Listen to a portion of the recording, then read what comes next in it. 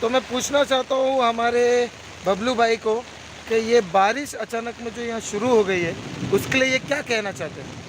अरे बस इधर बारिश चालू हो गया। हम लोग ने बाहर फायर ब्रिगेड शूट चालू करा था, अचानक बारिश हो गया तो मैं कृष्णा चौक अपना वेनिटी की तरफ ले जाते हुए कुछ पल के टाइम में ज़्यादा भीग गए हुए ये, इसके लिए मैं इसको लेके जा रहा हूँ अपने चाय की ठीक है, दुकान। बारिश हो रही है, तेज़ बारिश।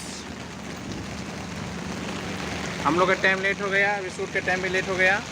बस थोड़े टाइम में जा रहे हैं, इनको छोड़ देने के लिए। बहुत भीग गए, थोड़ा फ्रेश होंगे इधर ज़रा। करेक्ट।